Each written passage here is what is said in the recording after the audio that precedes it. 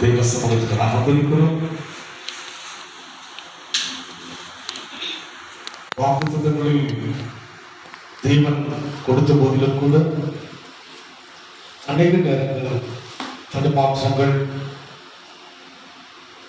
மனசோர்வுகள், மனக்லேசங்கள் இதனூடாக தான் நம்முடைய வாழ்க்கை கடந்து போகிறது.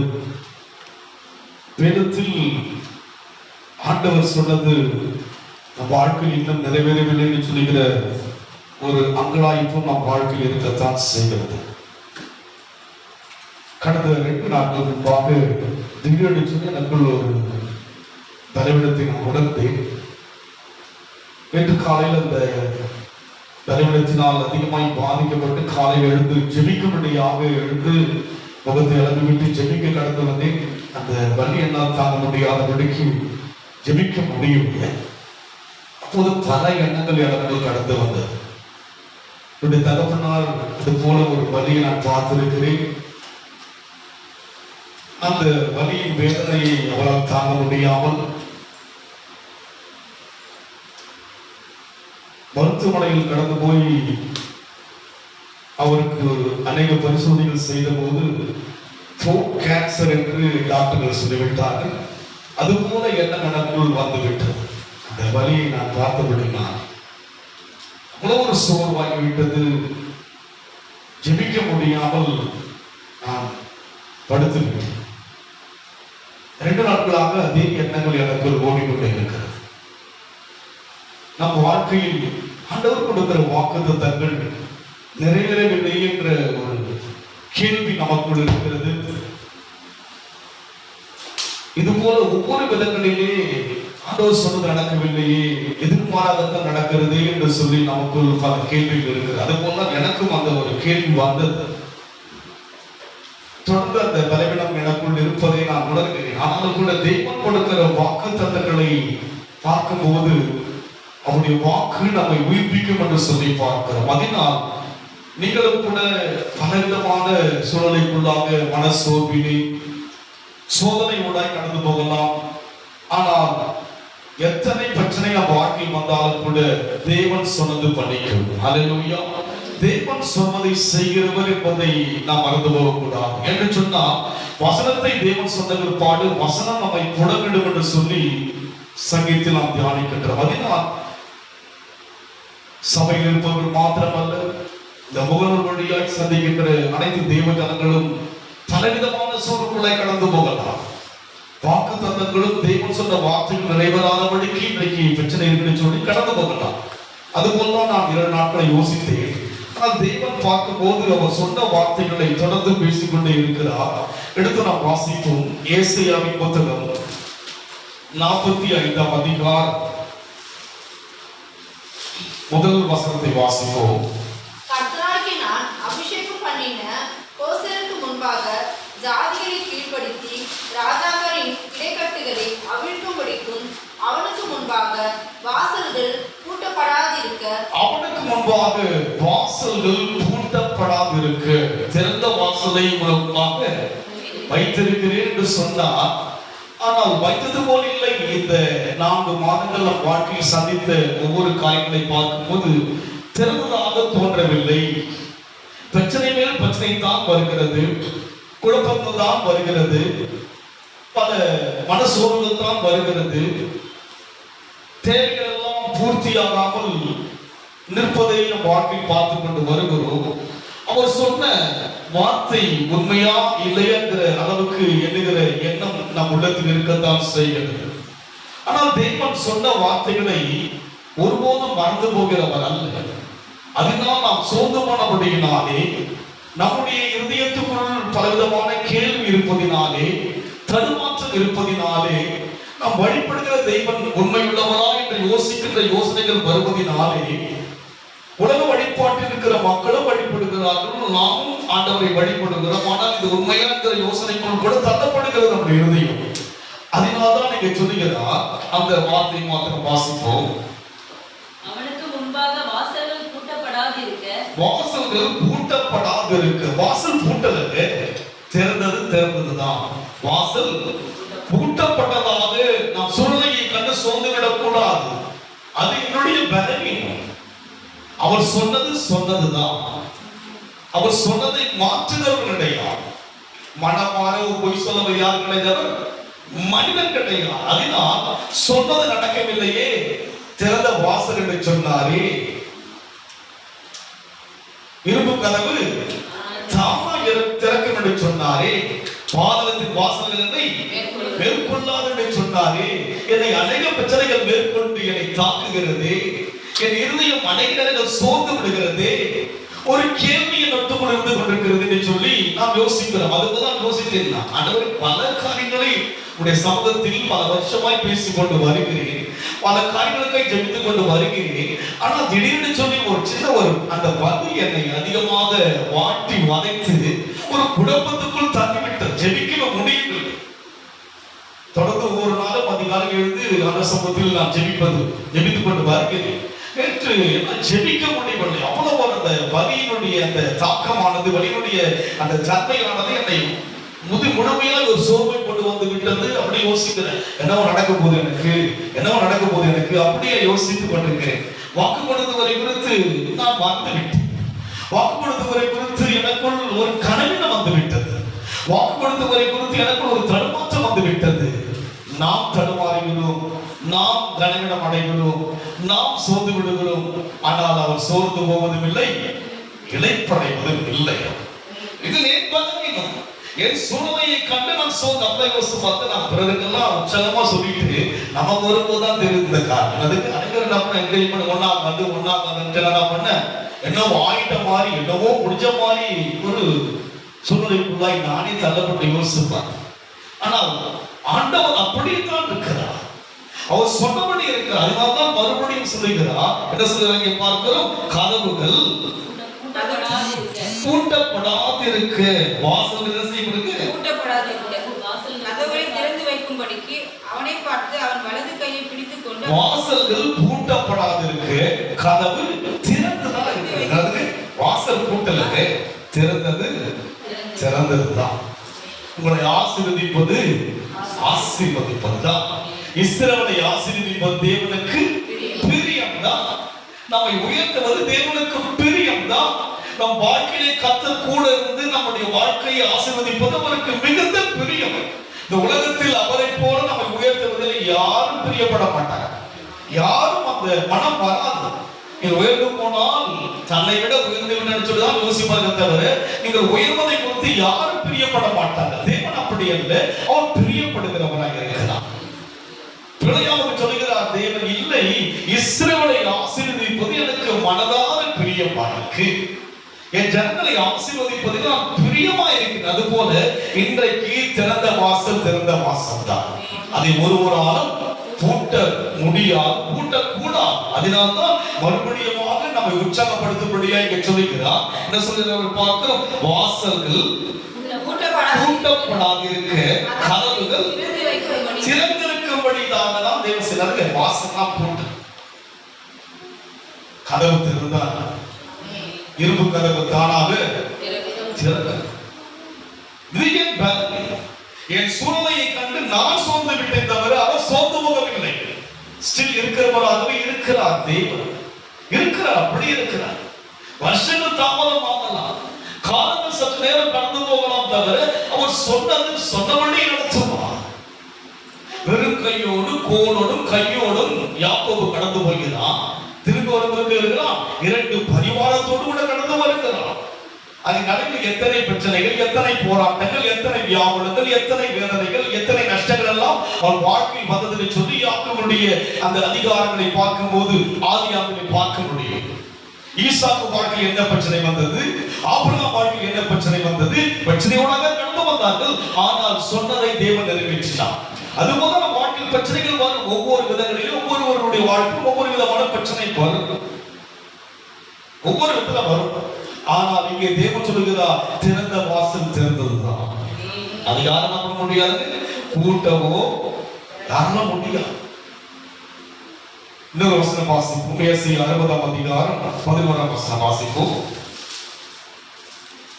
இஸ்ரவேலின் பரிசுத்தரும் அவனை உருவாக்கினவருமாகிய கர்த்தர் சொல்கிறதாவது, வரும் காரியங்களை என்னிடத்தில் கேளுங்கள், என் பிள்ளைகளை குறித்து கரங்களின் கிரியைகளை குறித்து 60 உன்னிடத்துக்கு ஜாதிகளில் பலத்த சேனையை கொண்டு வரும்படிக்கு அவர்களுடைய ராஜாக்களை அழைத்து வரும்படிக்கும் உன் வாசல்கள் இரவும் பகலும் பூட்டப்படாமல் எப்பொழுதும் திறந்திருக்கும். உன் வாசல்கள் இரவும் பகலும் பூட்டப்படாமல் எப்போதும் திறந்திருக்கும். அவர் வாசல் திறந்திருக்கும், நம்முடைய வாசலும் திறந்திருக்கும். அவர்களுடைய பயணம் வந்திருக்குங்க.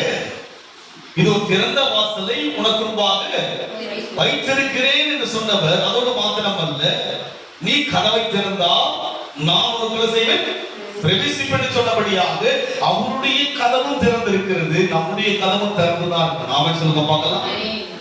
உறவு உங்களுக்கு ஒரு பிரச்சனையா திறந்த கதவு இருக்கிறது, அவர்கிட்ட பேசலாம்.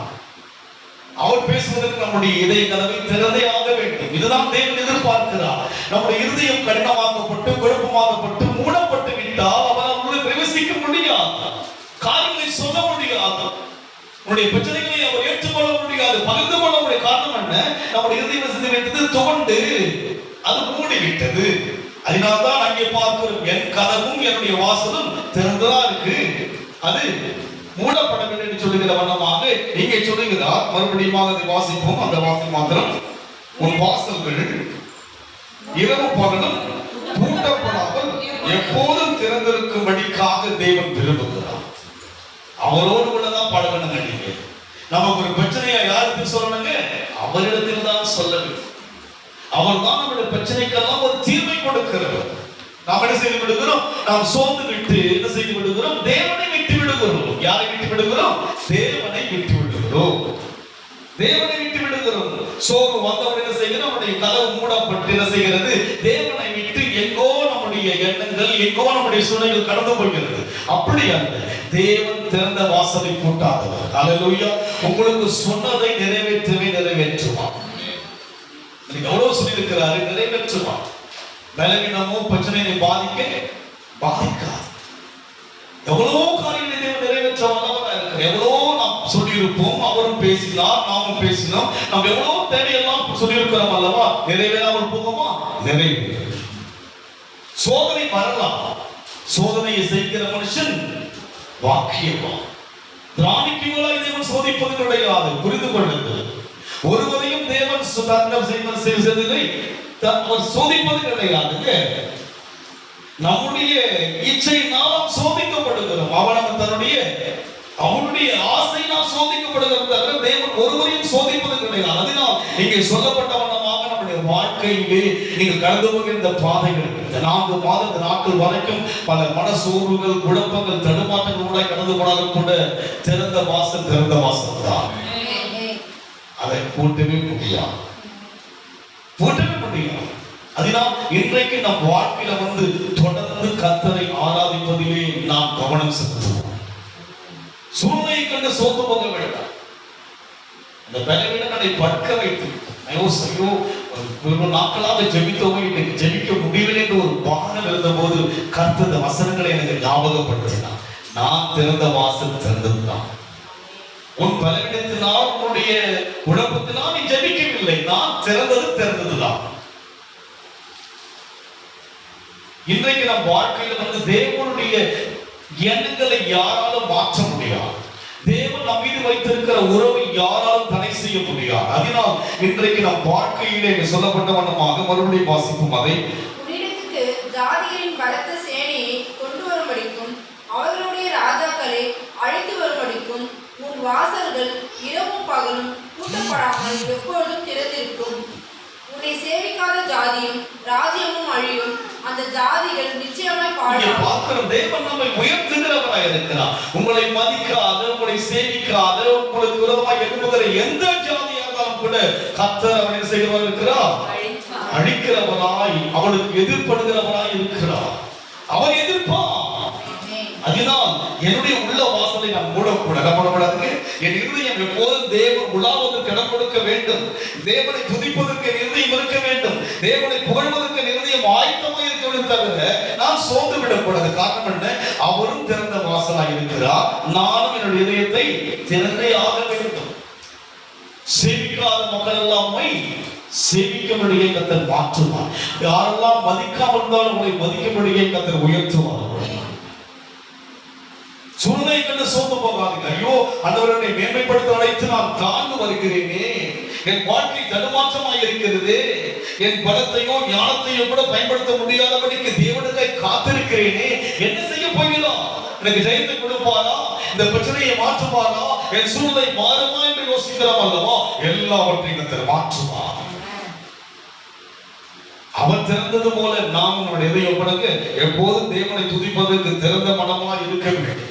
தேவனுடைய இதயம், தேவனுடைய சமூகம் நம்முடைய இதயத்துக்குள் உழவும்படியாக நாம் எப்போதும் மாய்த்தமா இருக்கிற ஒரு கதவாய், ஒரு இதயமாய் இருக்க வேண்டும்.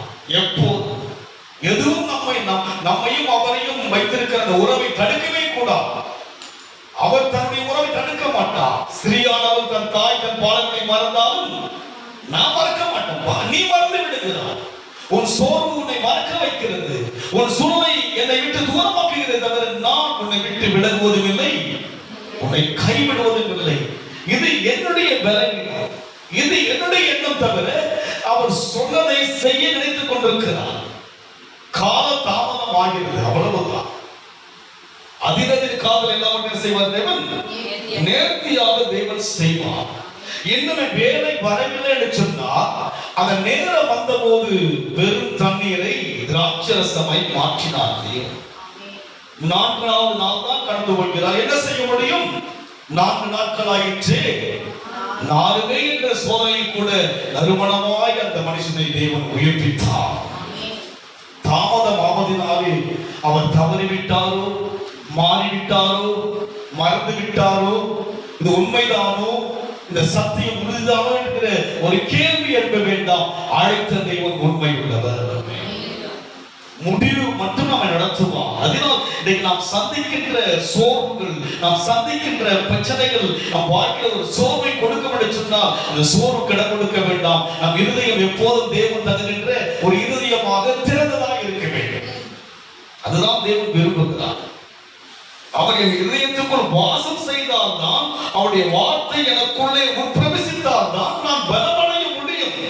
இல்லாவிட்டால் பலவீனம் என்னை வாட்டி வதைத்து விடும். நம்மை சூழ்நிலை நம்மை சோர்வில் கொண்டு போய் செயல்பட முடியாதபடிக்கு நம்மை அவிழ்த்து விடும். தேவ பிரசனமானது உள்ளத்தில் இருந்தால், தேவ வார்த்தையானது என் இதயமாகி அந்த வாசலுக்குள் உள்ளத்துக்குள் இருந்தால் நான் நிச்சயமாக பலனடைய முடியும். காரணம் என்ன? வசனம் என்னை உயிர்ப்பிக்கும், என்னை தேவ மனுஷனாய் மாற்றுங்க.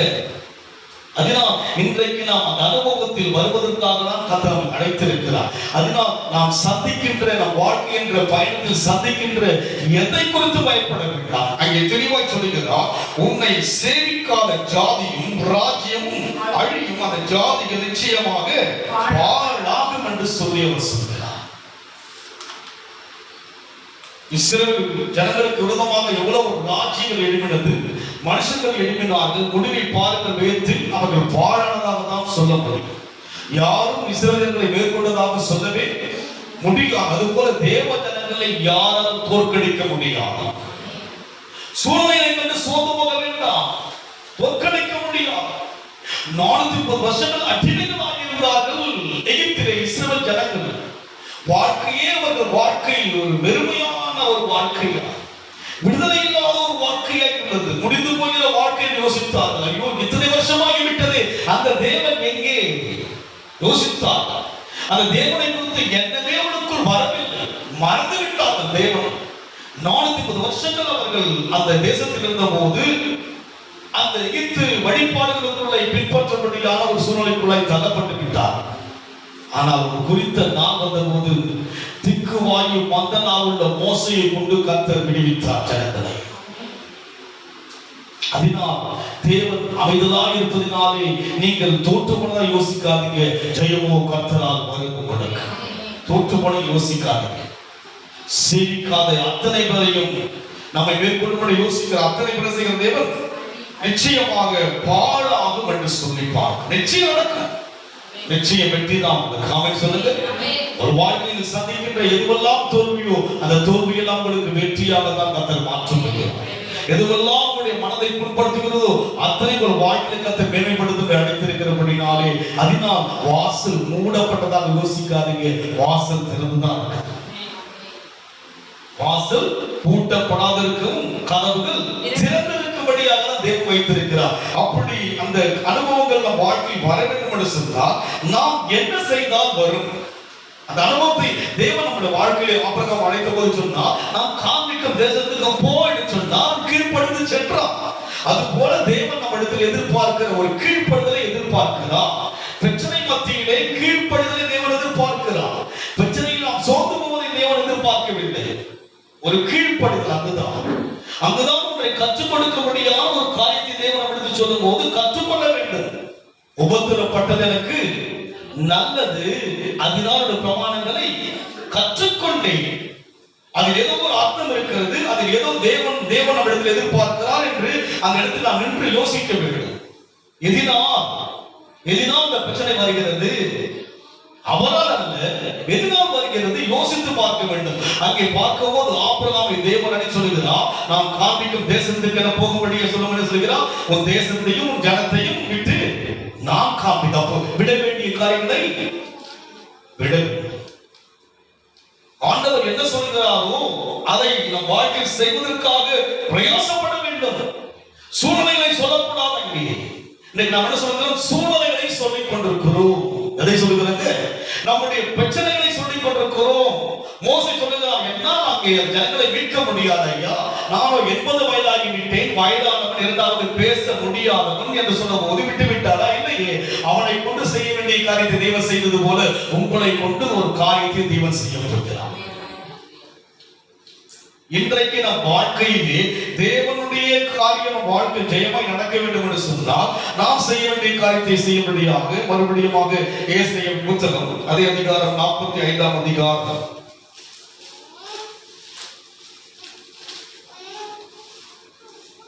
44ஆம் அதிகாரம் 20 கடைசி வசனம் வாசி 28. கோரேசை குறித்து அவன் என் மேய்ப்பன், என் எருசலேமை நோக்கி நீ கட்டப்படும். கோரேசை குறித்து அவன் என் மேய்ப்பன். யாரை குறித்து? அன்றைக்கு கோரேசை குறித்து. இன்றைக்கு யாரை குறித்து பேசுகிறார் தேவன்?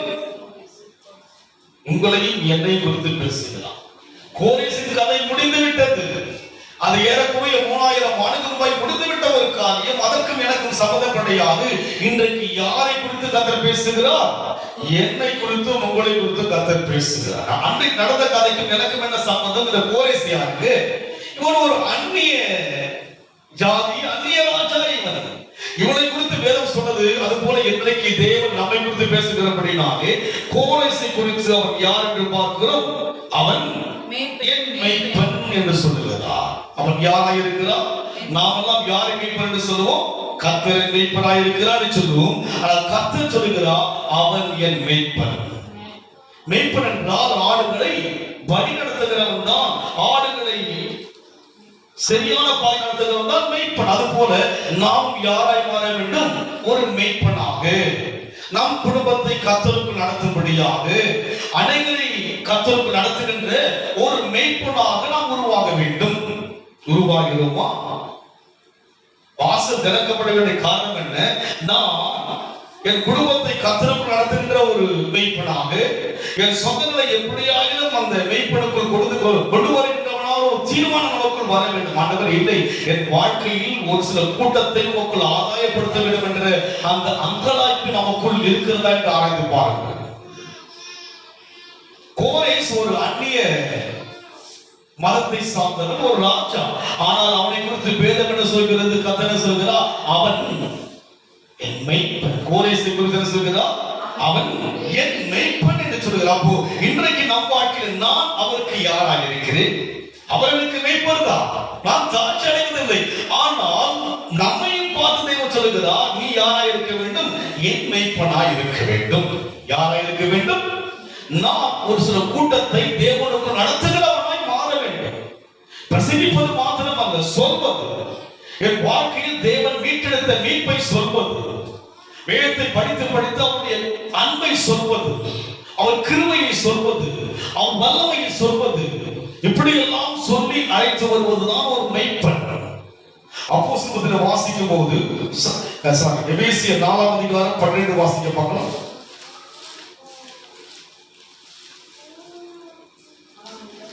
4ஆம் அதிகாரம் எபேசியர் 13 வாசிக்க.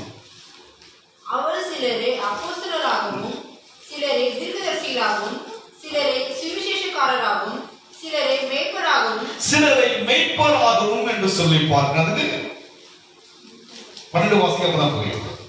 பரிசுத்தவான்கள் சீர்பொருத்தும் பொருட்டு சுவிசேஷ ஊழியத்தின் வேலைக்காகவும் கிறிஸ்துவின் சரீரமாகிய சபையானது பக்தி விருத்தி அடைவதற்காகவும் அவர் சிலரை அப்போஸ்தலராகவும் கிறிஸ்துவின் சரீரமாகிய சபையானது பக்தி விருத்தி அடைவதற்காகவும் அவர் சிலரை அப்போஸ்தலராகவும் சிலரை தீர்க்கதரிசிகளாகவும் சிலரை சுவிசேஷகர்களாகவும் சிலரை மெய்ப்பராகவும் போதகராகவும் ஏற்படுத்துகிறார். பாருங்க, நாம் யார் எவ்வளவு மெய்ப்பர்கள். நாம் யாருன்னா ஜனங்களை வழிநடத்துகின்ற எப்படியாக கொண்டு வரணுங்க. அதுதான் தேவனுடைய அழைப்பு.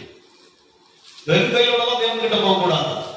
இதுதான் பக்தி விருத்தி கண்டு என்ன செய்கிறார்? சிலரை யாருங்க அழைக்கப்பட்டுள்ள அனைவர் சிலரிலே நாம் மெய்ப்பனாக இருக்க வேண்டும். அதுக்கு அதெல்லாம் அவங்க வேலை இல்லை. சிலரிலே அழைக்கப்பட்டுள்ள அனைவர் தெரிந்து கொள்ளப்படுவோம். அதுபோல் சிலர் என்ன செய்கிறாங்க? சபையில் எல்லாரும் வருவாங்க, எல்லாரும் அழைக்கப்பட்டவங்களா வராங்க. ஆனா தெரிந்து கொள்ளப்பட்டவளோ சிலர் தான். அதிலே நான் யாராக இருக்க வேண்டும்? தெரிந்து கொள்ளப்பட சிலர்கள் இருக்கணும். நான் பண்ண ஒரு ஸ்பெஷலா இருக்கணும். எல்லாம் வந்தாங்க உட்கார்ந்தாங்க அப்படி கிடையாது. நான் அவருடைய வாழ்வு ஒரு மெய்ப்பனாக மாறணும். கோரேஸ் யாரை மாறினா? மெய்ப்பனாக மாறினா. அப்போ நம்முடைய வாழ்க்கையில் கூட யாராக மாற வேண்டும்? மெய்ப்பன் என்று சொன்னால் அநேக ஜனங்களை கர்த்தருக்குள் வழிநடத்தும்படியாக அவர் நமக்கு பிரதான மெய்ப்பனாக இருக்கிறார். அதுபோல் உங்களுக்கு போதிக்கும்படியான ஒரு மெய்ப்பனாய் எனக்கு அந்த ஈவை கொடுத்திருக்கிறார். நீங்களும் யாரை மாற வேண்டும்? மெய்ப்பனாய் மாற வேண்டும். குடும்பத்தை கர்த்தருக்குள் மேய்க்கின்ற ஒரு மெய்ப்பனாக, அநேக ஜனங்களை கர்த்தருக்குள் நடத்தும்படியான ஒரு மெய்ப்பனாக நாம் என்ன செய்ய வேண்டும்? மாற வேண்டும். அப்படி மாறும்போதுதான் வாசல் திறந்திருக்கிறதையும் கதவு பூட்டப்படாது இருப்பதை பார்க்க முடியும். அதுக்கு ஆண்டவர் சொன்ன நிறைவேற்றுவதற்குரிய விதிமுறைகளை கர்த்தர் வைத்திருக்கிறார். கண்டிஷன்ஸ் இருக்கு. அதுக்கு தேவன் ஒரு கண்முனைத்தனமாய் ஒரு ஒரு மகிமை கொடுக்க முடியும்.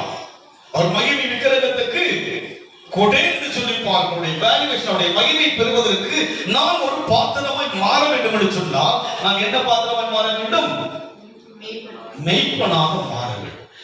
அதை விஷயம்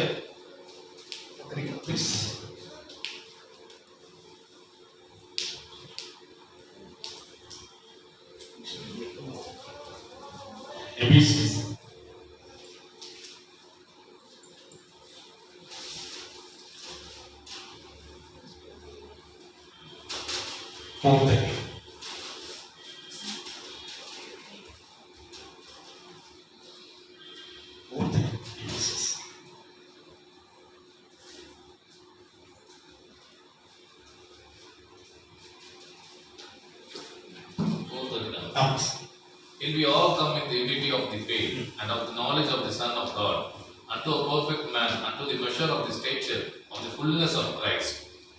4:30. சரி, அப்போ அதுபடி மெய்ப்பன் எபேசியர் 4:13.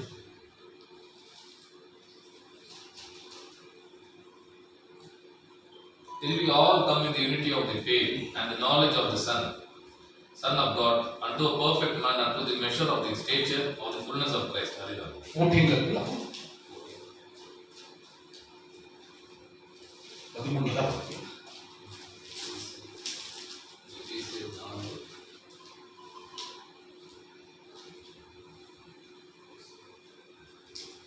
Jesus, hallelujah.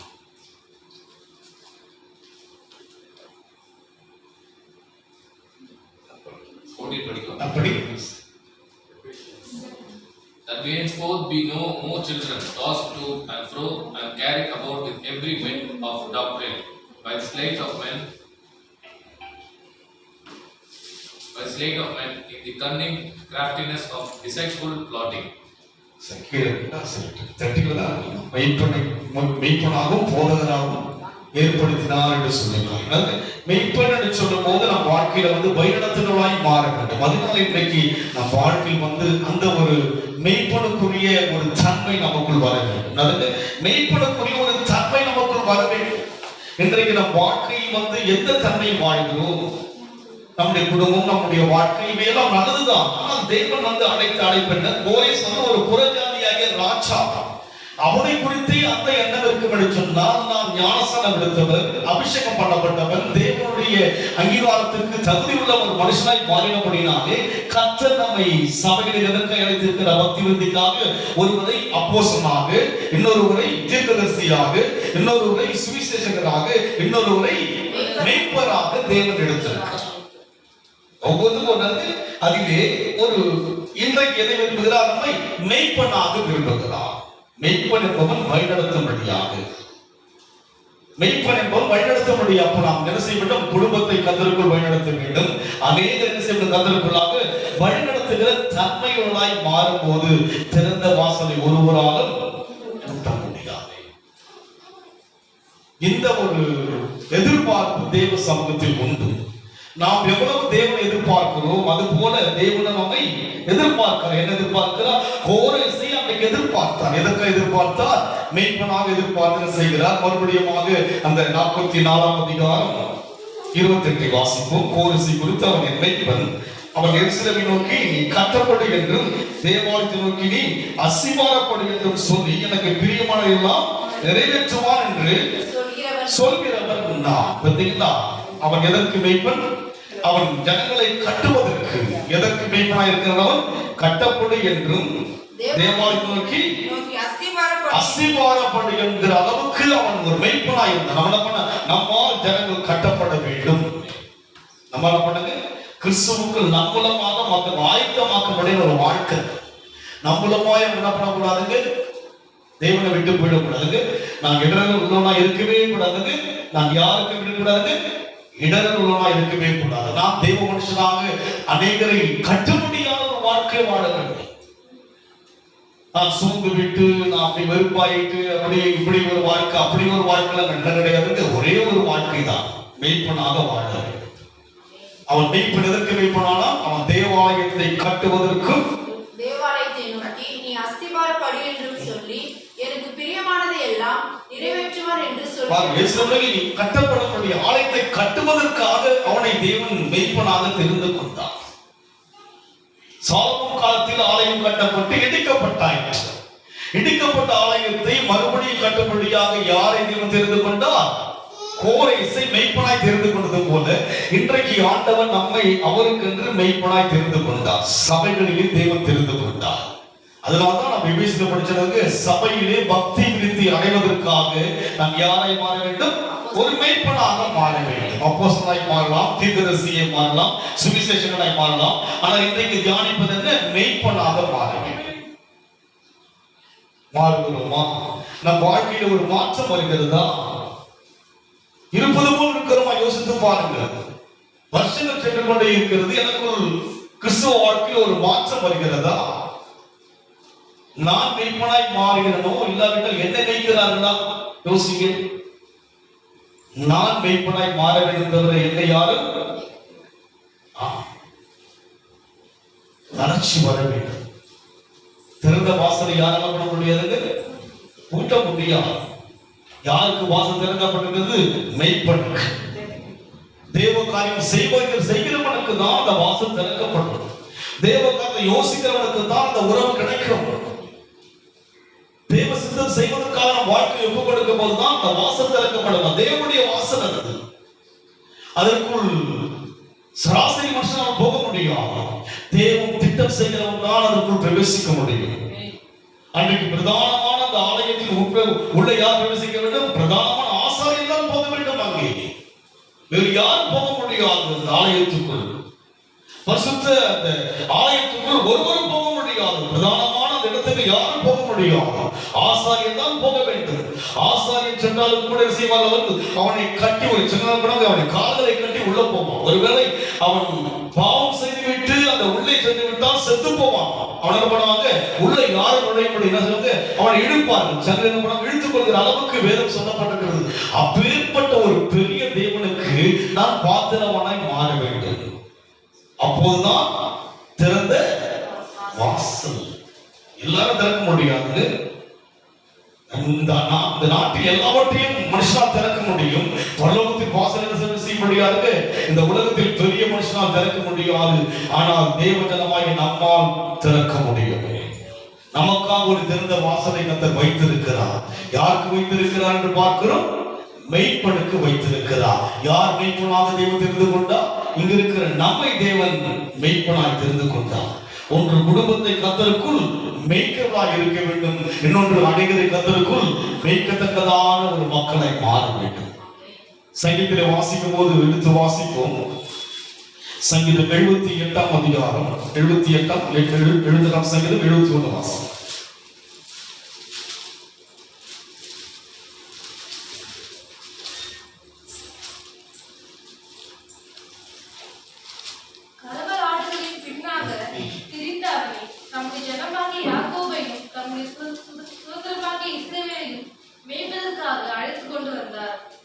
கரவலாடுகளின் பின்னாக திரிந்த அவனை தம்முடைய ஜனமாகிய யாக்கோபையும் தம்முடைய சுதந்திரமாகிய இஸ்ரவேலையும் மேய்ப்பதற்காக அழைத்துக் கொண்டு வந்தார். யார் அழைத்து கொண்டு வந்தார்? தாவீதை அழைத்துக் கொண்டு வந்தார். அவன் எங்கே இருந்தான்? கரவலாடுகள் மத்தியில் இருந்தாங்க. ஆடுகளை மேய்க்கின்ற ஒரு மேய்ப்பனா இருந்தா அவன் என்ன செய்தாங்க? ஜனங்களை மேய்க்கின்ற ஒரு மேய்ப்பனாக ராஜாவாக கர்த்தர் உயர்த்தினார். அந்த காலத்தில் இருக்கிறவங்களை செய்து ராஜ்யமாக எடுத்து அழைத்து வரும்படியாக ராஜாக்களாக ஆசாரியர்களாய் தெரிந்து கொண்டது போல இன்றைக்கு அங்கே சொல்லப்பட்ட வண்ணமாக என்ன செய்கிறான்? இவன் அவர்களை இதயத்தின் உண்மையின்படியே மேய்த்து தன் கைகளின் திறமையினால் அவர்களை நடத்தினான். என்ன சொல்றது? இன்றைக்கு நாம் என்ன செய்யணும்? அனைவரை கர்த்தருக்குள் வழிநடத்துகின்ற ஒரு மெய்ப்பனாக மாறணும். இல்லைங்க, எனக்கு நிறைய வேலை இருக்கிட்டாங்க. அவன் ராஜா, யாருக்கு ஒரு ராஜா, அவனை மெய்ப்பனாய் மாற்றினார் அல்லவா? அது போல இன்றைக்கு நாம் அனைவரை வழிநடத்துகிற ஒரு மெய்ப்பனாக கர்த்தர் நம்மை அழைத்திருக்கிறார். அதுதான் தேவ அழைப்பு. இந்த உலகத்தில் வந்து நாம் எவ்வளவு காலம் வாழ்ந்தாலும் கூட தேவனுடைய நோக்கத்தை செய்வதற்காக தான் கர்த்தர் நம்மை ரட்சித்தார். தெரியுங்களா? அவருடைய நோக்கத்தை, அவருடைய விருப்பத்தை செய்வதற்காக தான் தேவ ஜனங்களை தேவன் தெரிந்து கொண்டார். அவர் விருப்பத்தை உலகத்தில் செய்வதற்குரிய பாத்திரம் யார் தான்? நாம் தான். இன்னொரு வசனம் வாசிப்போம். அப்போஸ்தலர் 9 அதிகாரம் 15 வசனம் வாசிங்க. சீக்கிரம் வாசிங்க. அதற்கு கர்த்தர், நீ போ, அவன் புறஜாதிகளுக்கும் ராஜாக்களுக்கும் இஸ்ரவேல் புத்திரருக்கும் என்னுடைய நாமத்தை அறிவிக்கிறதுக்காக நான் தெரிந்து கொண்ட பாத்திரமாய் இருக்கிறேன். நான் தெரிந்து கொண்ட பாத்திரம் யாருக்கு? என்னை குறித்து அறிவதற்காக தெரிந்து கொள்ளப்பட்ட பாத்திரம் என்று சொல்லி பவுலை குறித்து கர்த்தர் பேசுகிறார். அது போல இங்க இருக்கு. நாம் யாருக்கு? அவருடைய நாமத்தை அறிவதற்காக தெரிந்து கொள்ளப்பட்ட பாத்திரம் தான், தெரிந்து கொள்ளப்பட்ட நபர் தான். சர்ச்சுக்கு வந்தா போனோம், ஒரு கிறிஸ்தவன் அல்ல. நீங்கள் தேவனால் தெரிந்து கொள்ளப்பட்ட ஒரு நபர். நீங்கள் எதற்கு தெரிந்து கொள்ளப்பட்ட நபர்? அவர் நாமத்தை குறித்து சொல்வதற்காக தெரிந்து கொள்ளப்பட்ட நபர் நபர். இந்த ஐக்கியத்துக்குள்ளாக எல்லா வாசலும் நமக்கு திறக்கும். அவன் சொல்றத பார்க்கலாம். எல்லாத்தையும் தேவன் செய்வார். பலவீனத்தின் மத்தியில் கூட கர்த்தர் பலப்படுத்த வல்லவர். அவர் சித்தம் செய்ய நம்ம ஆண்டவரே நடக்கும். பிரச்சனை வரும், சோதனை வரும், சோர்வுகள் வரும், எல்லா விதமான குழப்பங்கள், தடுமாற்றங்கள், பலவீனங்கள் எல்லாம் வாழ்க்கையில் வரும். உலகத்தில் உங்களுக்கு உபத்திரம். ஆனால் மேற்கொள்ள வேண்டும் என்று சொன்னால் அவர் நாமத்துக்காக எழுப்பி நின்று அவர் நாமத்துக்காக வாழ்கின்ற ஒரு மெய்ப்பனாக, அப்போஸ்தலனாக, ஒரு தீர்க்கதரிசியாக, ஒரு சுவிசேஷகனாக அவருடைய செயலை செயல்பட, அவர் விருப்பத்தை செயல்படுத்துகிற ஒரு நபராக நம்ம மாறினால் தான் கிறிஸ்தவம். அப்படி வருகிற மக்கள் வாழ்க்கையில் தான் தேவனுடைய ஐக்கியம் இருக்கும். அதுதான் வந்து தாவீது என்ன செய்கிறார்? இதயத்துக்கு ஏற்றவனாக அழைத்தார். தாவீது சொல்லுகிறார், வானத்தையும் பூமியும் உண்டாக்கின கர்த்தரின் ஒத்தாசை வரும். அந்த உறவை பார்க்கிறார்கள். அந்த உறவு நன்றாக தெரிந்து விட்டது. இந்த உலகத்தின் உறவு அல்ல, தேவனுடைய உறவு உன்னதமான உறவு. வானத்தை உண்டாக்கின தேவ சமூகத்திலிருந்து வருகிற உறவை அவர் புரிந்து கொள்ளப்படினாலே ஆடுகளாகிய இந்த ஜனங்களை மேய்க்கிறார்கள். ஜனங்களுக்கு போதிக்கின்றார். ஜனங்களுக்கு தேவனை குறித்து சொல்கிற அளவுக்கு அவருடைய வாழ்க்கை மாறுகிறது. எடுத்துக்காட்டாய் வாழ்கிறார். காரணம் என்ன? தாவீது யாருக்காக தெரிந்து கொள்ளப்பட்டவர்? தேவனுக்காக. அதே போல் புதிய ஏற்பாட்டில் பவுல் யாருக்கு தெரிந்து கொள்ளப்பட்டவர்? தேவனுக்காக. சீஷர்கள் தேவனுக்காய் தெரிந்து கொள்ளப்பட்டபடினால்தான் மீன்களை பிடிக்கிறவரை யாரை பிடிக்க அழைத்தார்? மனிதர்களை பிடிக்க அழைத்தார். அது போல இன்றைக்கு நம் வாழ்க்கையில நாம் உறவுகள், சொந்தங்கள், பந்தங்கள் மத்தியில் வாழ்ந்தாலும் கூட ஒன்றை மறந்து விடாதீங்க, நீங்கள் தேவனுக்கு என்று மெய்ப்பர்கள் என்பதை மறந்து போகாதீங்க. நம் வாழ்க்கை ஒரு எண்ணம் இருந்து, ஆண்டவரே என்ன கொண்டு ஏதோ ஒரு காரியம் செய்வதற்காக அழைச்சிங்க, அதற்கு என்னை தகுதிப்படுத்தும், என்னை உருவாக்கும் என்று சொல்லி நாம் ஒப்பு கொடுக்கணும். ஏதோ ஒப்பு கொடுக்கிற வாழ்க்கை முழுமையை கொடுக்க வேண்டும். நாம அப்போதுதான் வாசல் ஊட்டப்படாதிருக்கும், கதவுகள் சிறந்திருக்கும். குழப்பம்தான் இருக்குது. ஏன்னா அவருடைய பிளான்ல நான் இல்லையே, அவர் என்ன யோசிக்கிறார் அதற்கு நான் பாத்திரமான இல்லையே. நான் உலக ரீதியாக யோசித்துக் கொண்டிருக்கிறேன். உலக ரீதியான பிரச்சனை யோசிப்பதினாலே அங்க சோர்ந்து விடுகிறேனே. என் மைண்டெல்லாம் பார்க்கும்போது வெறும் முதலாவது தேவ ராஜ்யத்தையும், அந்த மைண்ட் இல்லாம நம்முடைய மைண்டெல்லாம் பார்த்தா கீழே இருக்கு. பார்க்கிற நிறைய பேரை பார்த்திருக்கிறேன். எனக்கு ரொம்ப உலக ரீதியான காரியங்களுக்கு அவங்க நேரத்தையும் காலத்தையும் ஐயோ அப்படி இருக்கிறாங்க. ஆண்டவர் காரியம் சொன்னா அது அற்பமாக அசட்டையாக எண்ணுகிறாங்க. இல்ல, இதுல கவனம் எவ்வளவு செலுத்துறோமோ அவ்வளவு நம்ம கர்த்தர் கவனிக்க வல்லவரா இருக்க. இதுல கவனம் செலுத்த பாருங்க, முடியும். தேவ சமூகத்தில் கவனம் செலுத்துவது மிகுந்த அதை பழகிட்டா முடியும். அதுக்கு அந்த பழக்கத்துல வந்துடுச்சுன்னா அது முடிஞ்சிருக்கு. பழகாத வரைக்கும் அது கஷ்டம் தான். எந்த ஒரு காரியமும் பழகிட்டா ரொம்ப ஈஸியா மாறும். நமக்கு பழகாத வரைக்கும் கடினமா தான் இருக்கும். நீங்க பழகி பாருங்க, தேவன் கிட்ட உங்களுடைய காரியம்லாம் சொல்லி பழகினீங்கன்னா அப்ப தெரியும் இங்கதான் ரகசியம், இங்கதான் சொல்லணும், வேற எங்க போனாலும் பதில் கிடையாது. ஏன்னா இங்கதான் திறந்த வாசல் இருக்கு, மற்ற வாசல் எல்லாம் மூடும், மற்ற வாசலுக்கெல்லாம் நேர காலம் இருக்கும், இந்த வாசல் நேர காலமே எப்போ திறந்திருக்கும். அதனால் இன்றைக்கு நம் வாழ்க்கையில் அந்த நிலைமையில் நாம் வரும்போது தேவன் நம்மை ஆசீர்வதிக்க வல்லவரா இருக்கிறார். எப்படி ஆசீர்வதிக்கிறாராம்? அதே 45ஆம் அதிகாரம் ஏசாயா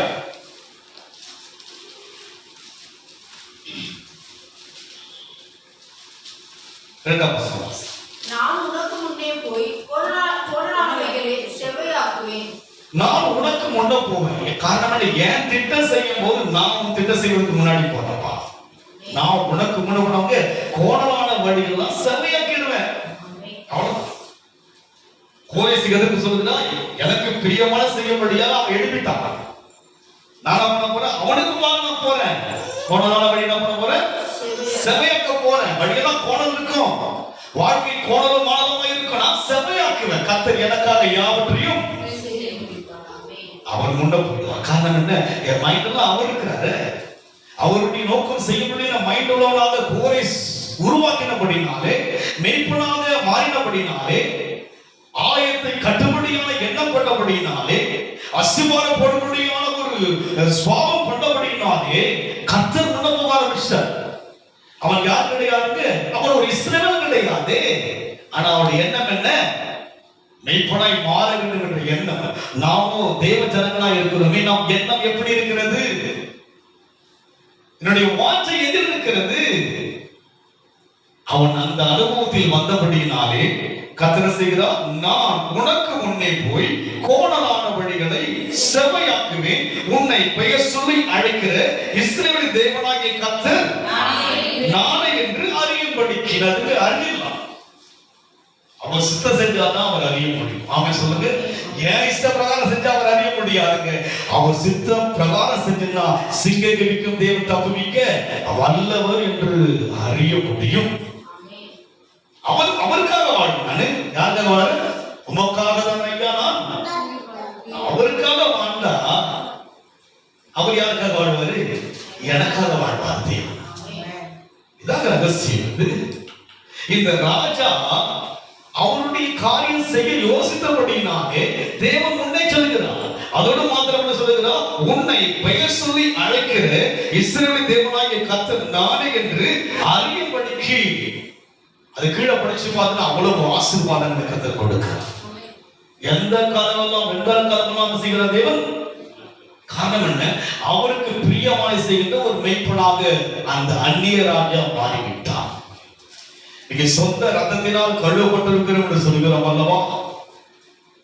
மாதந்தோறும் உடன்படிக்கையாகிய அவருடைய சரீரமாகிய அப்பத்தை புசிக்கிறோம் அல்லவா, அவர் ரத்தமாகிய ரசத்தை பானம் பண்ணுகிறோம் அல்லவா. எவ்வளவு ஒரு கனெக்ஷன் நமக்குள்ள இருக்கிறது.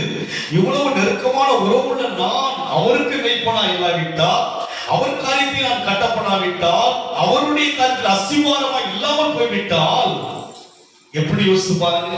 அவர் முன்னே சென்றாரா, கர்த்தர் முன்னே சென்றார், கோணலான எல்லாம் செவையாகும்.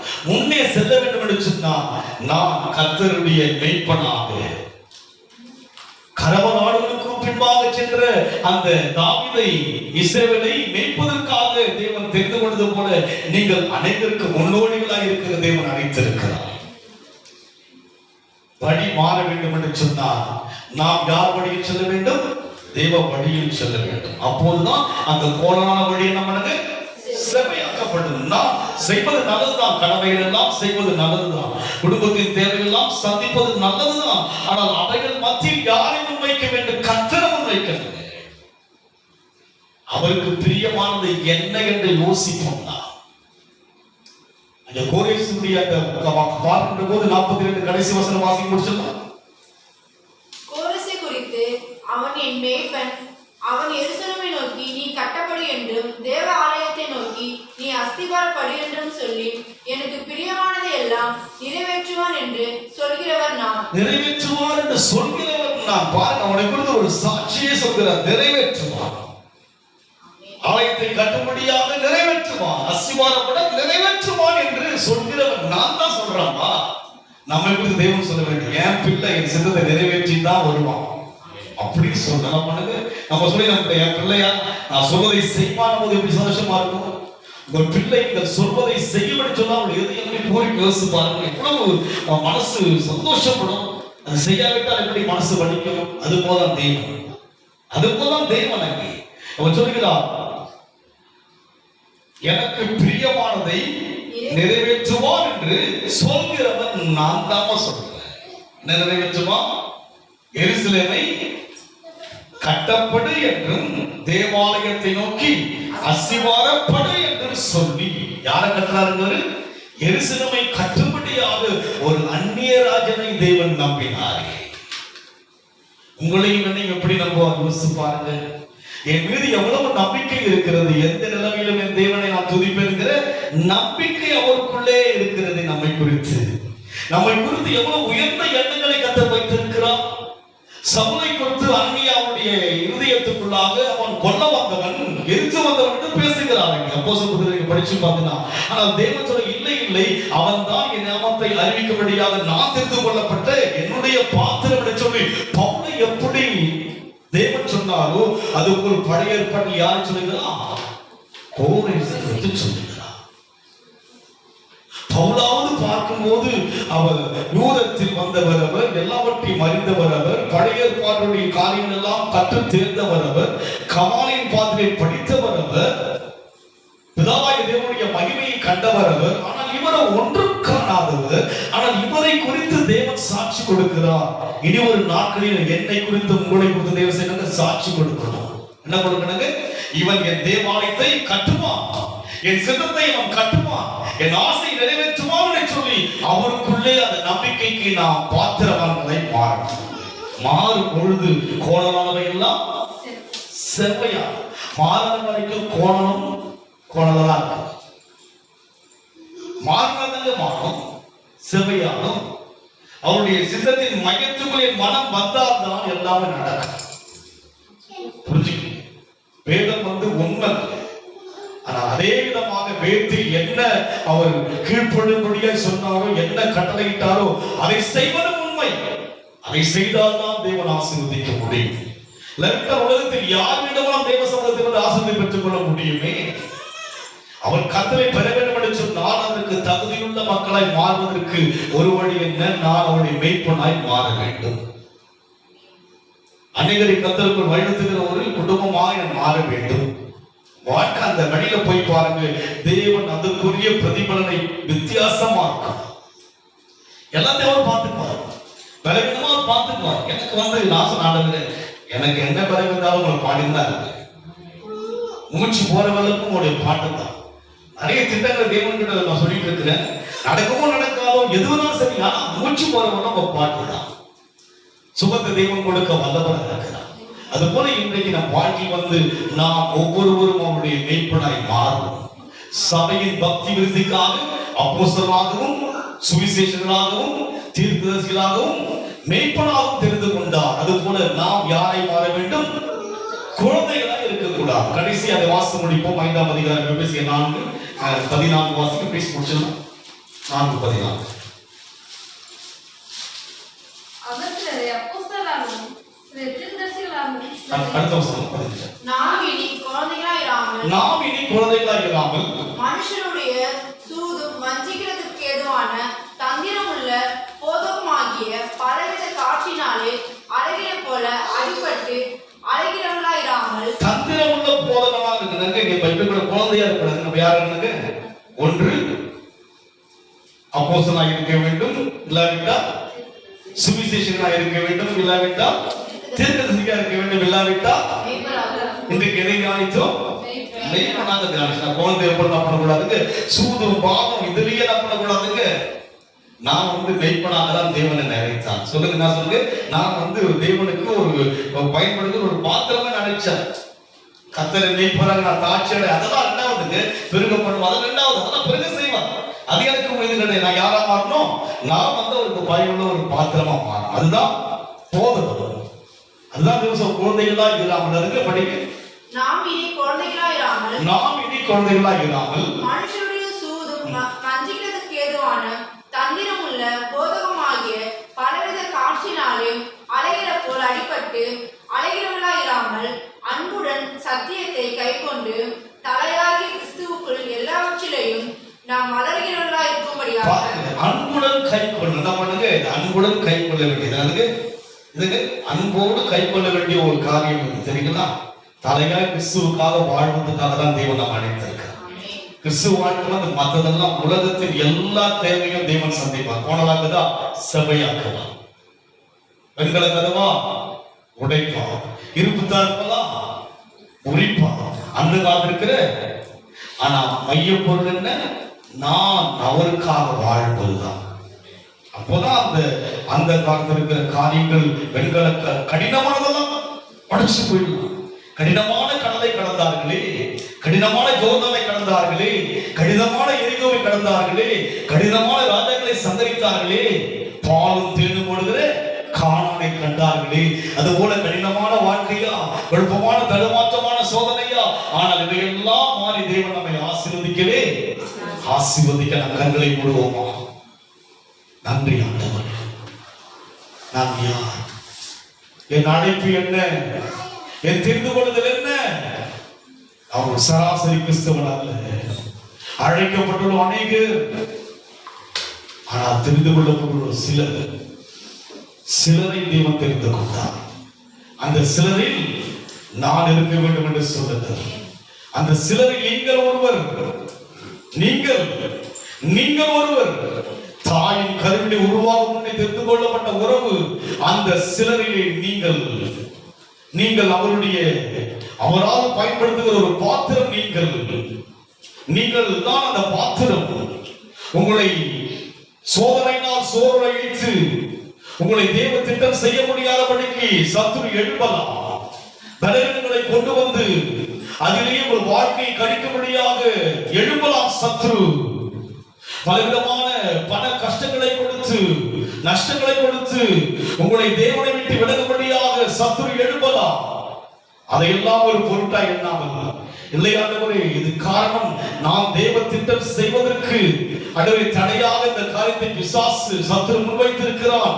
ஆண்டவரே, நான் அதை மேற்கொள்வேன். எனக்காக ஒரு வாசல் திறக்கப்பட்டிருக்கிறது. வாசல் திறந்திருக்கிறதும் கதவுகள் பூட்டப்படாது இருக்கிறதுமான ஒரு வாசல் எனக்காக இருப்பதற்கு நன்றி கர்த்தாவே. நான் என்னை குறித்து அன்றைக்கு கோரேசை குறித்து, இன்றைக்கு என்னை குறித்து, சபையில் இருக்கிற தேவ ஜனங்களை உன்னை குறித்து, முகநூல் வழியை சந்திக்கின்ற தேவ குடும்பங்களை உங்களை குறித்து தேவன் ஒரு நோக்கம் வைத்திருக்கிறார். நீங்கள் தேவனுக்கு மெய்ப்பனாய் இருக்கலாம், நீங்கள் தேவனுக்கு ஒரு சுவிசேஷகனாய் இருக்கலாம், நீங்கள் தேவனுக்கு ஒரு அப்போஸ்தலனாய் இருக்கலாம், நீங்கள் தேவனுடைய தீர்க்கதரிசி இருக்கும்படியே தேவன் அழைத்திருக்கிறார். அதற்கு தகுதியை மாறுவோம். கோணலான வழிகள் செவையாக்கப்படும், கோணலான வழிகள் செவையாக்கப்படும், வெண்கல கதவுகள் உடைக்கப்படும். அடைக்கப்படும், இருப்பு தாழ்வானவர் முறைக்கப்படும். அந்த காலத்திலே வைத்திருக்கிற பொக்கிஷங்களை தேவன் கொடுக்கவில்லையே அழைத்திருக்கிறார்.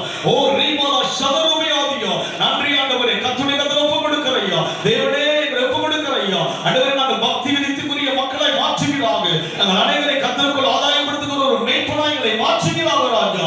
நன்றி செலுத்துகிறோம். அதுவே உடைய அழைப்பு கர்த்தாவே, அதுவே உடைய அழைப்பு கர்த்தாவே. நாங்கள் ஆண்டவரே கர்த்தாவே அப்பா தேவனுடைய சத்தியத்துக்கு அன்பாய் செவிசாய்க்க ஒப்பு கொடுக்கிறையா. ஆசீர்வதிப்பீராக இயேசுவின் நாமத்தில் பிதாவே, ஆமென்.